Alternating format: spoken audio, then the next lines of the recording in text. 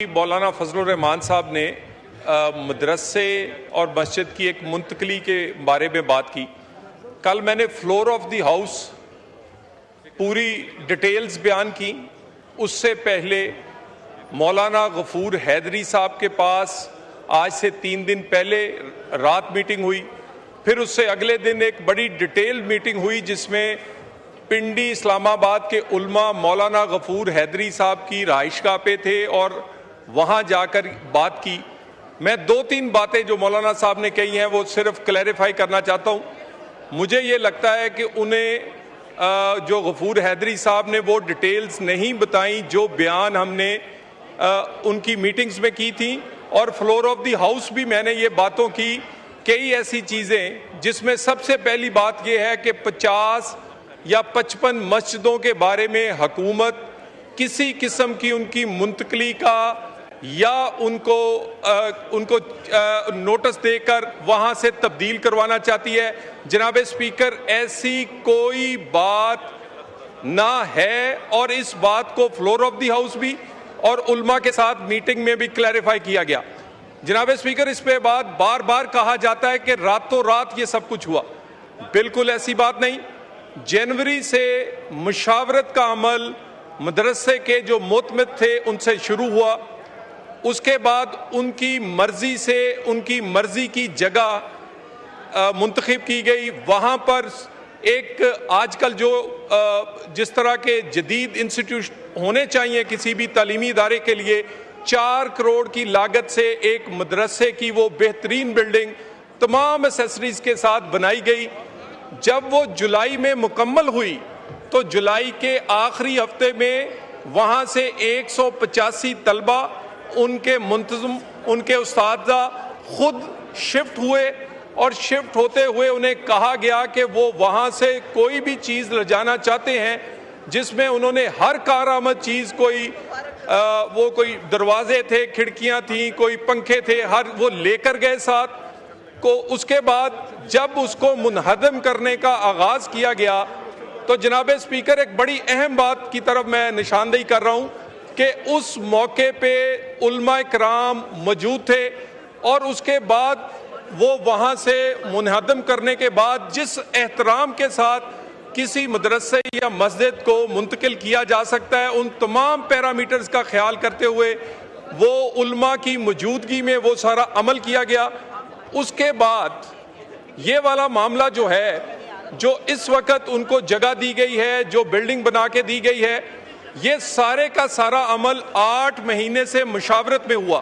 نہ راتوں رات ہوا, نہ بغیر مشاورت کے ہوا, نہ اس میں جو ایک مدرسے اور مسجد کا احترام ہے اس کو پورے کا پورا ملحوظ خاطر رکھا گیا. اور جناب اسپیکر, پرائم منسٹر سے لے کر یہ نیچے تک حکومت, یہ بالکل کسی کے بھی جو مذہبی معاملات ہیں ان کا احترام, ان کے لیے آسانیاں پیدا کرنا, اور وہ ہر فرقے اور ہر مذہب کے لیے جو پاکستان کے آئین میں دیا گیا ہے اسی مطابق ایک ایک قدم اٹھایا جاتا ہے.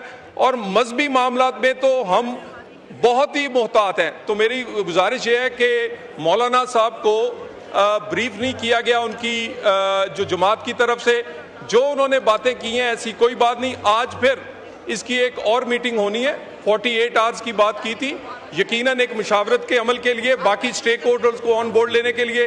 آج پھر میں نے ان کی سیٹ پہ جا کے ان سے گزارش کی کہ عصر کے بعد تک, مغرب تک ہم آپ کے پاس حاضر ہوتے ہیں.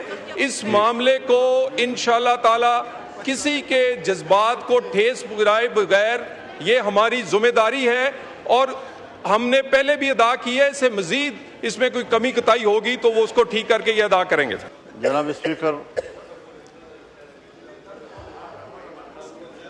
یہ تو ماہر قوانین جانے کہ آج جو ترمیم لائی جا رہی ہے اس کی قانونی ضرورت کتنی ہے اور کتنی نہیں, یا ہے بھی اور نہیں. لیکن اس قسم کی جو قانون سازیاں ہیں جناب اسپیکر, اس کا ایک اپنا پس منظر بھی ہے, اس کی ماضی بھی ہے اور طویل ماضی ہے.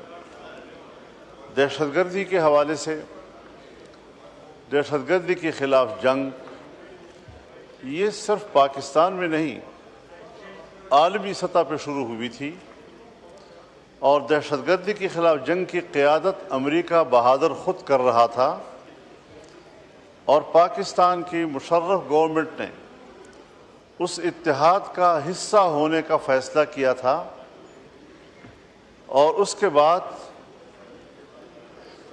دہشت گردی کے ساتھ ساتھ یہاں پر بدعنوانیوں کے خلاف کرپشن کے خلاف نیب قوانین بنائے گئے۔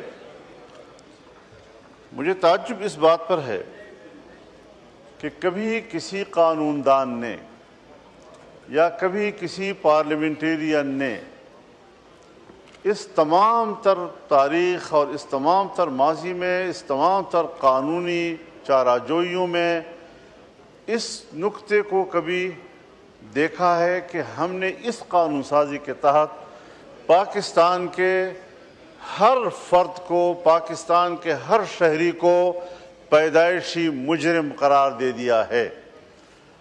پاکستان کا ہر شہری اس وقت پاکستان میں مجرم ہے۔ حکومت اور ادارے جب چاہیں بغیر پوچھے کسی شخص کو بھی گرفتار کر سکتی ہیں اور گرفتار کر لینے کے بعد پھر اس کو ثابت کرنا ہوگا کہ میں گناہگار نہیں ہوں۔ یہ شریعت کے لحاظ سے کہاں ہے، یہ انسانیت کے لحاظ سے کہاں ہے؟ اس کا نشانہ صرف پاکستانی قوم کو کس طرح بنا دیا گیا ہے اور پھر ہماری طرح کے کچھ کمزور ممالک، ترقی پذیر ممالک، ان کے کچھ حوالے بھی دیے جاتے ہیں کہ یہ قانون فلاں ملک میں ہے۔ غلط قانون کو بطور نظیر پیش نہیں کیا جا سکتا۔ آپ جانتے ہیں کہ کتنے ممالک ہیں دنیا میں کہ اسی طرح کی غلط قانون سازیوں اور عدالت کے غلط فیصلوں کے نتیجے میں ہمارے قانون اور ہمارے فیصلے بطور نظیر پیش نہیں کیے جا سکتے۔ ان عدالتوں نے بھی پابندی لگائی ہوئی ہے، ان پارلیمنٹوں نے بھی پابندی لگائی ہوئی ہے۔ ہم کہاں جا رہے ہیں؟ میں بتانا چاہتا ہوں، ایک شخص کو گرفتار کیا گیا خفیہ رپورٹ کی بنیاد پر اپنے گاؤں سے 15-16 کلومیٹر دور، اور لگا دیا کہ جی اس کے گھر سے اسلحہ پکڑا گیا۔ بھائی تم گھر میں گئے نہیں ہو، تم نے 16 کلومیٹر دور اس کو پکڑا ہے، ایک دکان میں پکڑا ہے اس کو، گھر سے برآمد ہو گیا اسلحہ۔ اس طرح کی جھوٹ بولے جاتے ہیں۔ جی سید نوید قمر صاحب، یہ پہلے یہ کر لیں، یہ ریزولوشن کر لیں 14 اگست کے حوالے سے۔ حیدری صاحب آپ نے ابھی آپ بات کیجئے گا، میں یہ ریزولوشن موو کرا لوں۔ نوید صاحب ریزولوشن موو، نوید صاحب موشن موو کیجئے۔ میں آپ کو دیتا ہوں، مجھے پتہ ہے آپ کو بھی دیتے ہیں۔ ایک سیکنڈ لگے گا اب بھی یہ ریزولوشن ہو جائے، میرے سے بیٹھا نہیں۔ Sir, I wish to move under Rule 288 of the Rules of Procedure and Conduct of Business in the National Assembly 2007 that the requirements of Rules 51, 55, 57 and 158. Sir, can I have your attention, please? Please. G And 158 of the said rules in respect of ballot of private members' resolutions, orders of the day, and notice of resolutions for today may be suspended in order to take up the resolutions. Now I put the motion to the House. The question is that the motion as moved be adopted. All those in favor of the motion may say aye. All those against it may say no. I think ayes have it. Consequently, motion is adopted. اب دو ہے نا, there are two of them. جی تو اب یہ کون move کرے گا؟ آپ دو ہے نا, ایک آپ پڑھیں گے. اوکے جی پڑھیے. ایک پاپولیشن پہ ایک 14 اگست کے حوالے سے ہے, آپ پڑھیے ڈاکٹر صاحب. جی سر, بہت شکریہ جناب speaker. The National Assembly of Pakistan recalls with pride and gratitude the historic struggle and unparalleled sacrifices of our forefathers under the leadership of Quaid-e-Azam Muhammad Ali Jinnah and the founders of our nation, which culminated in the creation of an independent and sovereign state of Pakistan on 14 August 1947. Congratulates the Pakistani nation on the 78th Independence Day and reaffirms its commitment to protect the sovereignty and territorial integrity of our beloved Pakistan. Recognizes the significance of the Marka-e-Haq, a glorious victory of the valiant armed forces of Pakistan against unprovoked military provocation by India.